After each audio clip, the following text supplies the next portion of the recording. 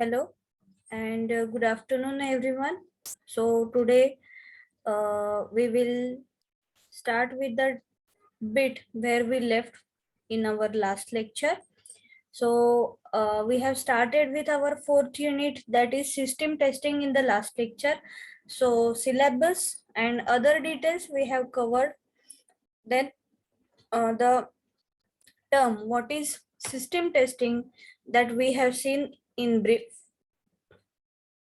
Then entry criteria, why system testing is required. It's a brief idea for the system testing we have seen.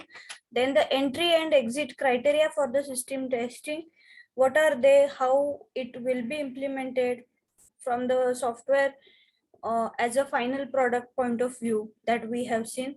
Then we have started with actually the part of system testing, that is nothing but the GUI testing. Some examples we have seen under that.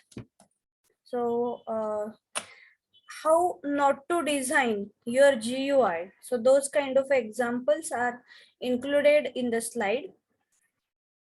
Then what is exactly expected in GUI testing? Those points we have seen, the advantages and disadvantages part. Then after we have seen the compatibility testing.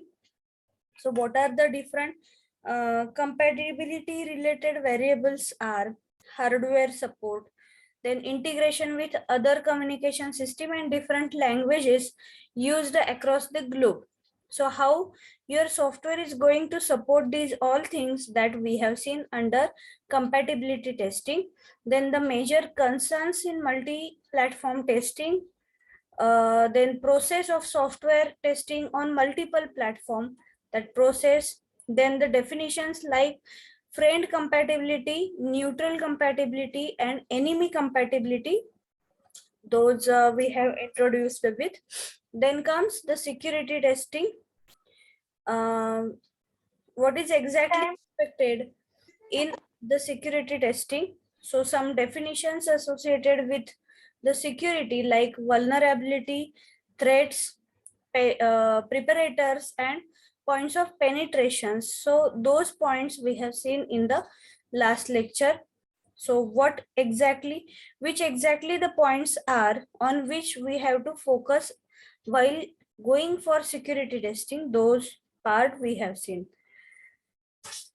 Some common security checking measures we have seen, like for the security of any software or any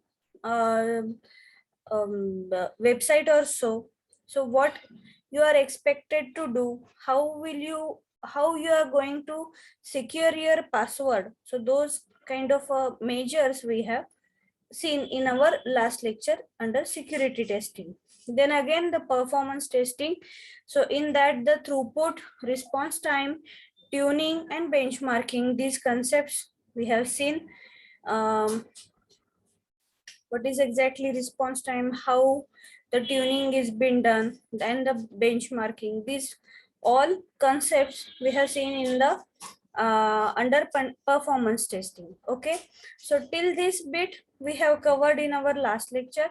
So today we are going to see the volume testing, or also it can be called as a load testing. So what is exactly the volume testing is? So it is the maximum volume or load a system can accept before it collapses due to the load or volume.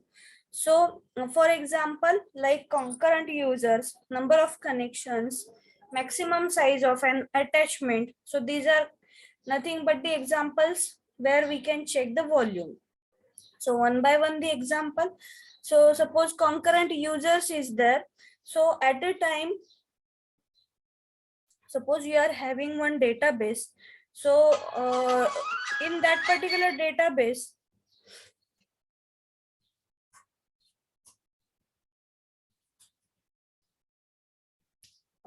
just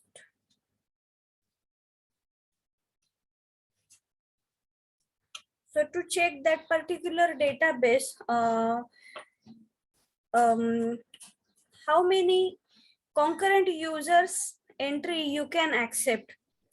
Okay, so that means suppose you are going to check that particular database, its size. Okay, so at a time you may try to log in with say 50 number of users or 100 number of users at a time. Okay, so whether your system is able to handle all the requests from those say 50 or 100 users. If yes,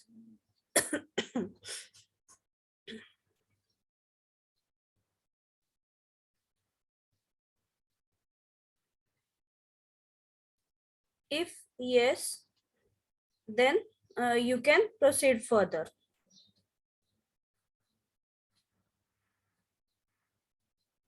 Just a minute.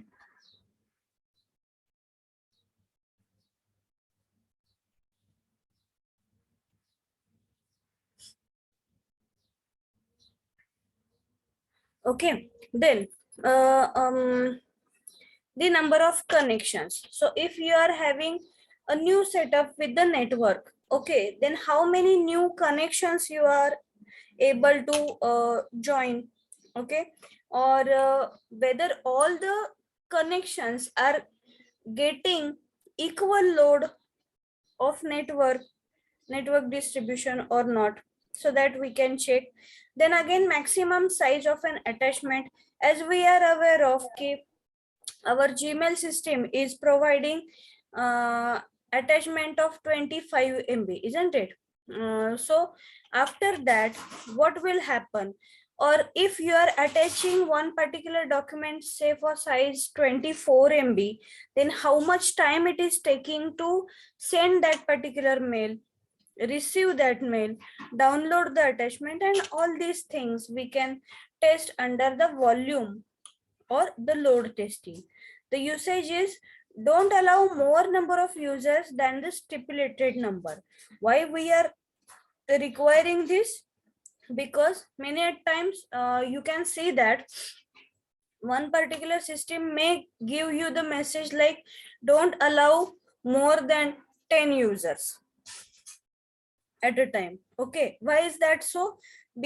Because otherwise what will happen, your system's performance will get degraded, okay, or decreased. So at that time, to stop this kind of problems like decrease in the performance or so, you are specifying some specific number of customers which can log on to that particular system or your software. Okay, so to give that particular number to your customer, you are having this kind of a volume testing. Then allow users to join the system and give warnings that they have extra joiners and may experience slow response. So as we know, in case of Google Meet, we are having the limit of 100 users. Okay, so after 100 you will not be able to join a new user. Or if you are giving that kind of a facility, there may be chances of the performance getting decreased. Means what? Ki, suppose um, I'm starting my video, I'm expecting 4 5 other members also to start their videos, and that time the streaming of your videos may be taking more and more data, okay, internet pack. So at that time you are not sure कि all your users are having good internet connection. Some of them may be from rural side where the network connection is poor one. Okay, so at that time, to load everyone's video properly, uh, we can limit it for 100 users, or like that examples we can say. Then allow users to join the system and give warning that they have extra joiners and may experience slow response. Okay, and then create session timeouts. So before using this particular, or if you are using this Zoom platform privately, you can experience that Zoom is having the timeout period of 40 minutes.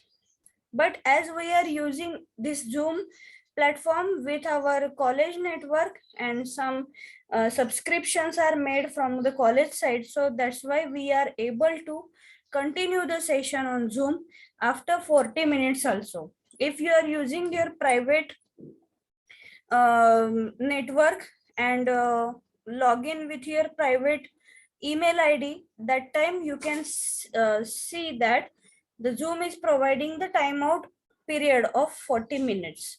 Okay, so this kind of a timeout sessions you can add over there, so that the volume you will be able to manage.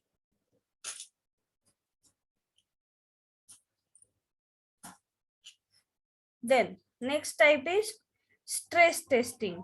Stress, the example is given in the figures, the pictures over here.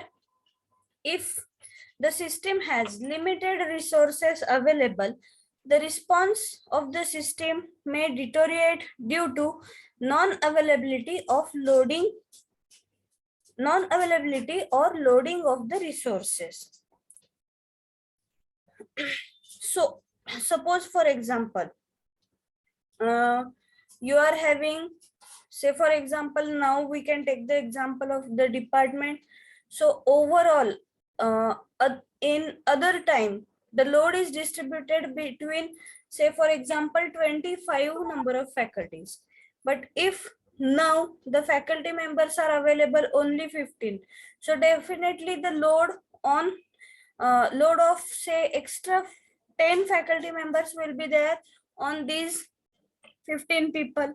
Okay, so suppose for example your mother is going out of station, so at that time you have to attend the lectures also you have to keep an eye on your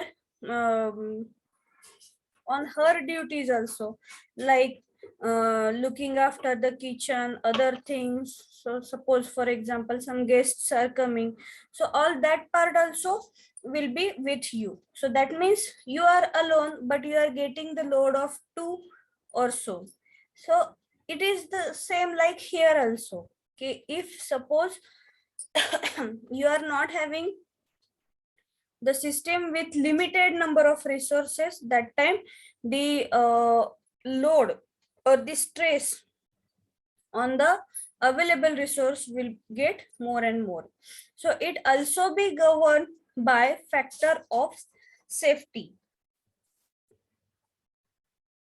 Stress testing is used to define the resources level required by the system for its efficient and optimum performance. So here in the below this particular picture, you can find that the load on this particular vehicle, if it is getting increased, the horse is getting lifted, so he is not able to handle that much of load. Or this particular example, this kind of pictures you can see at the time of some Kumbh Mela or some that kind of a festival. So one train is there, but it is carrying the load of much more people. Okay, so how much stress your system is able to bear, so that we are going to check under stress testing. Then very much important, that is nothing but here installation testing. So what is installation testing? So it is intended to find how the application can be installed by installation guide or the documentation given for the installation, along with the installation media like CD. So it can be done by using any external device such as CDs or pen drive, or it may be from the network or remote installation, as the case may be. Okay, so installation, at the time of installation, if you are provided with a particular CD, whether you are properly guided with all the instructions through that installation installation procedure or that particular document or not, so that will be checked. So what is the flow chart that is being followed for this process is, so with your CD, you are having something called as a run setup dot. You are having one file that is setup.exe, one executable file, which is always having the name as a setup.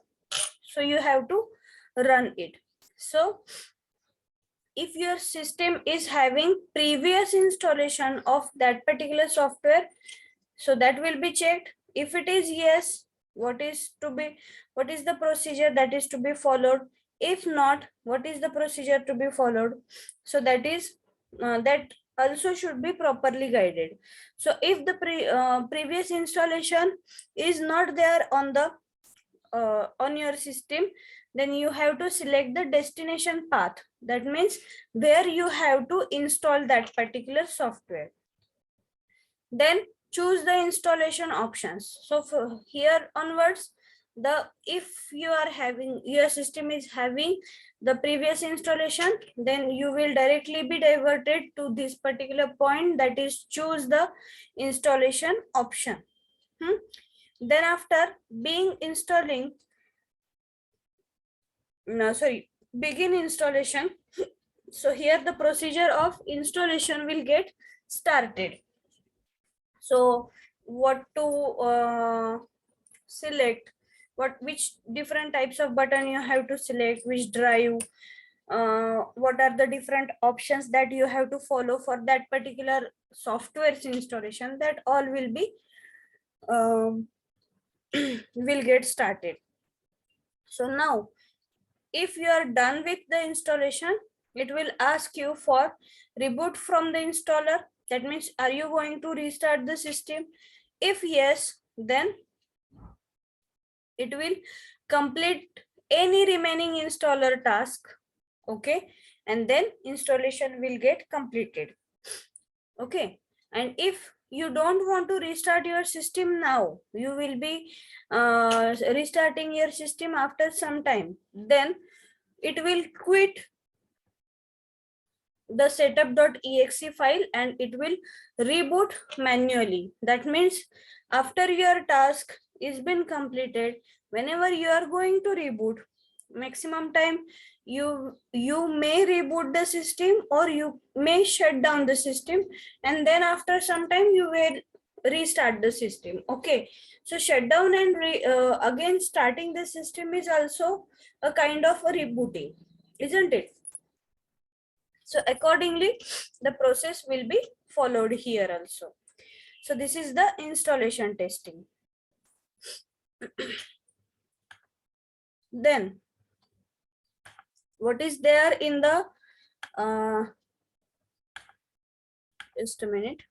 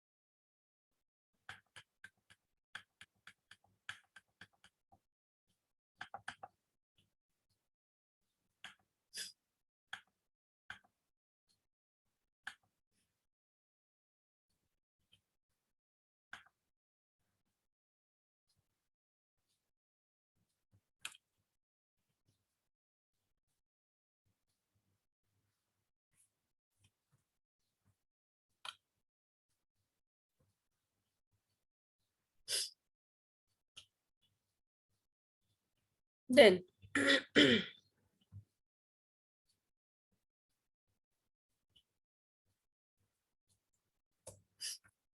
then what does installation testing determine? What does it determine? So that is also important. So installation procedure documented correctly or not, that will be checked.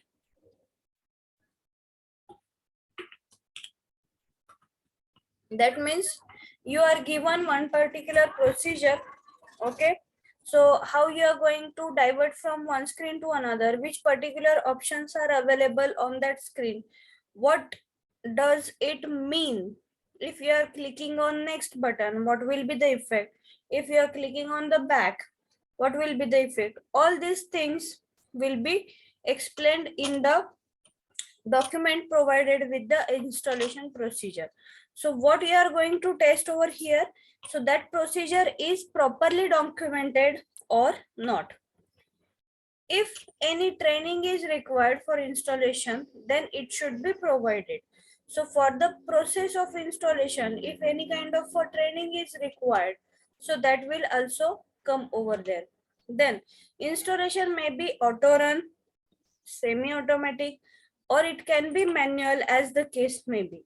So whenever you click on install button or setup.exe, it will automatically go for um, the, the whole process of installation.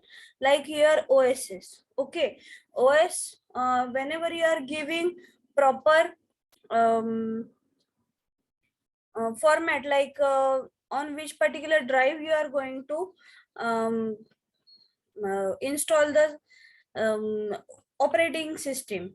If it is C drive, then are you going to format it and all the prior formalities you are doing only over there, and then the installation will get started. So everything, just rebooting the system, again installing, read all the files, again rebooting, the process of 2-3 times rebooting, and finally you are done with the OS installation. So this whole process may be automatic, or it, we can say that it is a auto run kind of. Then semi automatic, that means after some steps you have to choose some particular option manually. So at that time you can call it as a semi automatic. And totally manual, you have to guide the installation procedure by your own. Okay, so that is nothing but the manual installation. So as per the case, whether the installation procedure is properly documented or not, that will be tested. If the installation process involves migrating from one system to another or upgrading from old system to the new system, the process must be documented. So overall, whatever the procedure you are providing for the installation process, so that will be checked, that document will be checked line by line, word by word properly, and will be checked like whether it is giving you the proper meaning of it or not.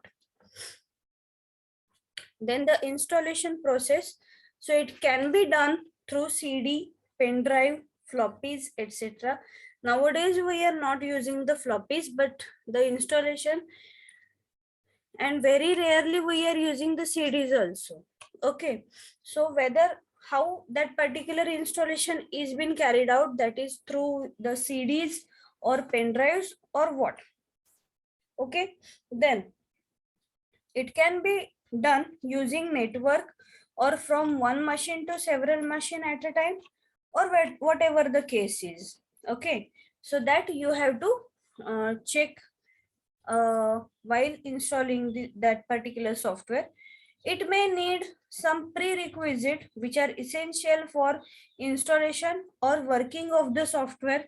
Any prerequisite, like suppose I am um, installing one particular software which is dependent on some another. Okay, so that kind of dependency, if it is there, so whether that particular prerequisite is properly checked or not, that we are going to test. Then installation can be done on any partition of the drive or as per the case maybe. So are you going to install that particular software on the drive on which your OS is present, or any other location you can choose, that may be the case. Then installation must not replace any of the existing files available on the disk. The installation should not hamper the performance of other softwares or other dependent softwares of your system. So that also will be checked. If the installation is manual or semi-automatic, then user must be guided by the actions. So just now I told you that proper guiding actions, whether they are provided with the installation procedure or not, that we are going to check over here. Okay.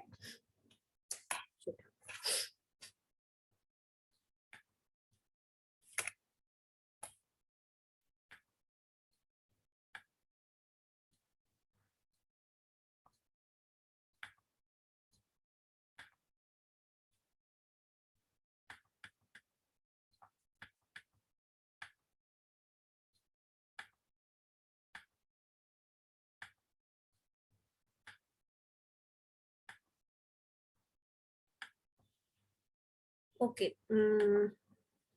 Just a minute.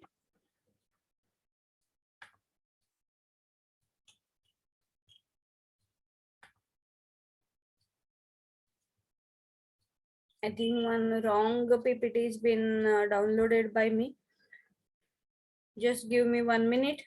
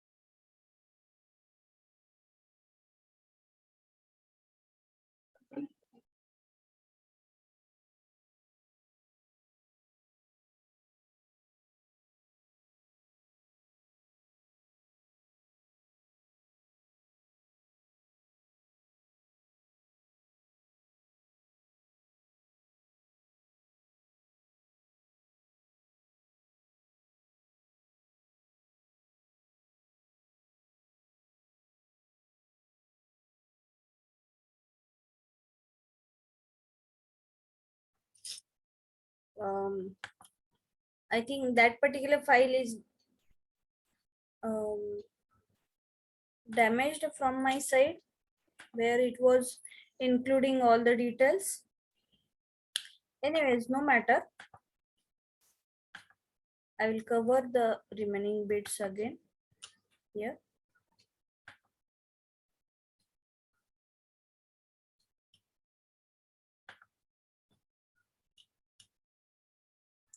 Okay.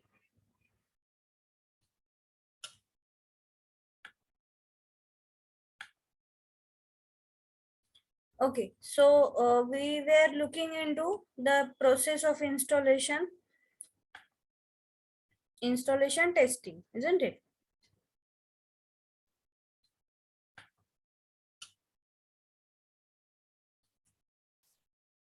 Then after installation, we are having the procedure for uninstallation.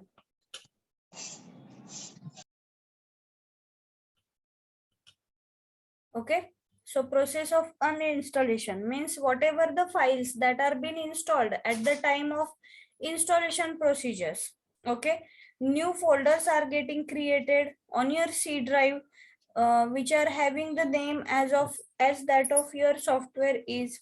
So suppose for example you are installing the Microsoft Office, so that particular folders will be that particular folder like Microsoft Office will be there on your C drive. Okay, then under that again you will be having some templates related to your Word files, then your presentations like PowerPoint or so. Okay, so those template files and all those things will be there with separate folders in that Microsoft Office folder. Okay, so whenever you are going for uninstallation process, it will ask you that whether you really want to uninstall this particular system. If any kind of a dependency is there, that means this particular software may be used from some another software. So that kind of a check marks will be given to you. Those kind of notifications will be given to you before proceeding for the installation procedure. Then whenever you are going for uninstallation, all the files related to that particular software will get deleted, isn't it? And then whatever the shortcuts present on your desktop, or any kind of icons or quick launches are there in your start button. So whether if they are there, then all they will get removed from your system, and then you may be asked once again to reboot your system. Okay, so when if you want to manually go for reboot process, you will be having that option like reboot your system, or you can reboot the system manually afterwards. Okay, so that kind of a procedure will also be there with your uninstallation uh, process also. Okay, and with installation and uninstallation, one more is there, that is upgrading, or upgrading from, or taking the updates. Okay, so what is this update means? So whenever you are installing updates on your system, your previous files will remain, previous folders will remain as it is, but whenever you start your procedure of updating, those previous files will get revised with the newer version. Okay, so suppose for example, if my software is having some abc dot exe, some kind of a file. Okay, so whenever, and I am using the version of say number 3 of the software. Okay, so whenever I will go for 4th version or 5th version of that software only, so at that time that particular abc dot exe file will get revised once again. So you can check this after updating the date modified. So not all the files will get updated, but some of them which are wherever you have written new code for that particular functionality, that will get updated. So in case of mobile phone also, you are having some daily or weekly or monthly kind of updates of the software or of the apps. Okay, so your previous setup, so suppose if you are going to update your WhatsApp, okay, so the previous look and feel, your DP, your other settings will remain as it is, but the definition related to the updates, like previously we were not having facility of status, keeping status, so that will get changed. So here one column you will get your chats, then second is your status, and third is your call list or calls, like video audio calls that you are making. Okay, so suppose if you are going to change, suppose any kind of a changes are made from the company itself for doing some kind of a changes, then those patches only will be reflected in your software. So this is nothing but the updation. So you are absolutely aware of what is the procedure of updates is. So this is all the installation, uninstallation and updation related to the any particular software, that kind of a testing.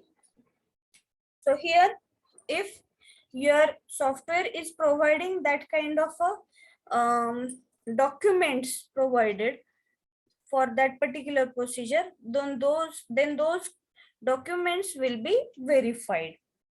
Okay, so this is how we can go for the installation testing.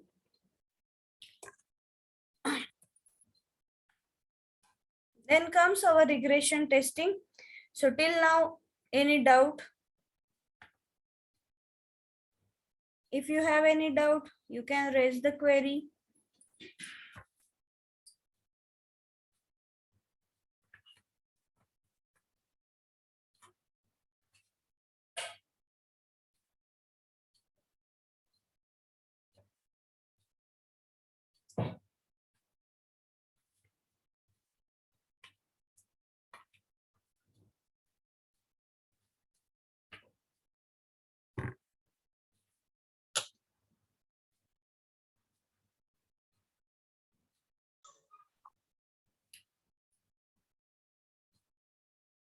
So I guess you don't have any query. So the next bit is regression testing. Okay, I will give the information related to this bit now, because I think the updated PPT is been missed from these slides. Okay, so regression testing. So what does it mean? Ki wherever you are done with some kind of a changes in your software, so that part you are going to test again. Okay, so that means, suppose for example, one particular bug is been filed on one particular module. Okay, from your testing team. So suppose one A module is there, and at the time of testing you got one particular defect over there and you have filed that particular defect. Okay, so now that defect will be that whole document or the filed defect will go to the development team. Now what they will do is they will make changes in their file, update those patches on the software, where or update the changes made from their side. Okay, so suppose for example, if it is a web application, then only that part will be changed and other application will run as it is. But now your task as a tester is what? You are going to check that particular fix that is been made from your developer. Is it creating any other problem with the application or not? Okay, so the changes made in the application, are they creating any new defects in your software or not? So that is the part from the tester now, after giving the fix from the development team, isn't it? So this type of testing is called as a regression testing. So some changes that are being made with your software, are they creating any other defects in the system? Are they hampering the overall functionality of your application or not? So that will be checked. This is nothing but the regression testing. Okay.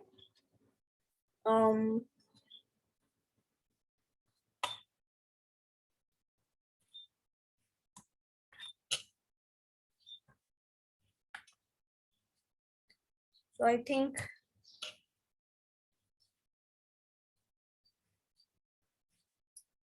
up to this point, we are fair enough for this lecture. If you have any doubt, you can raise the queries.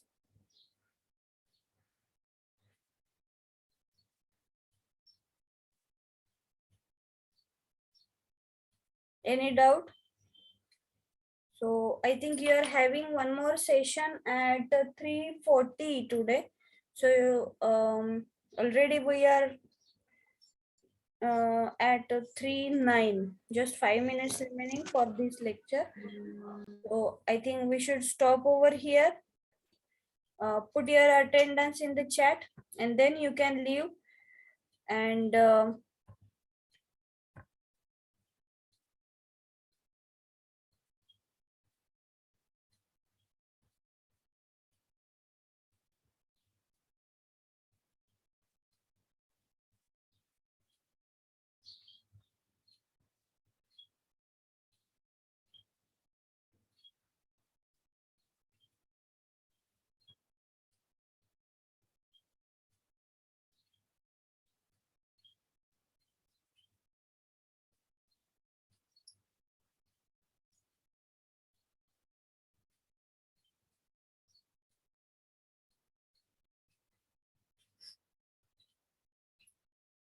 so I may need one more lecture to finish up with this particular unit.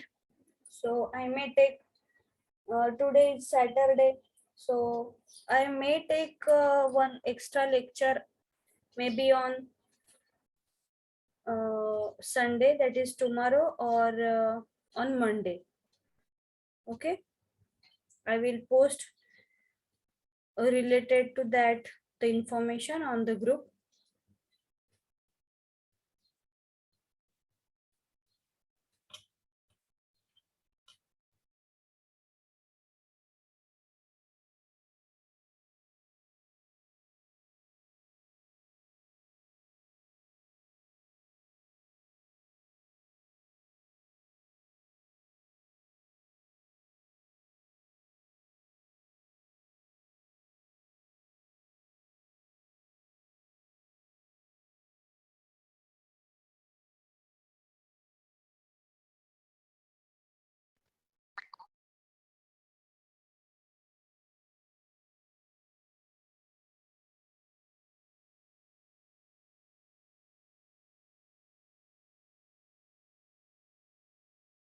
The remaining participants put your attendance and then you can leave.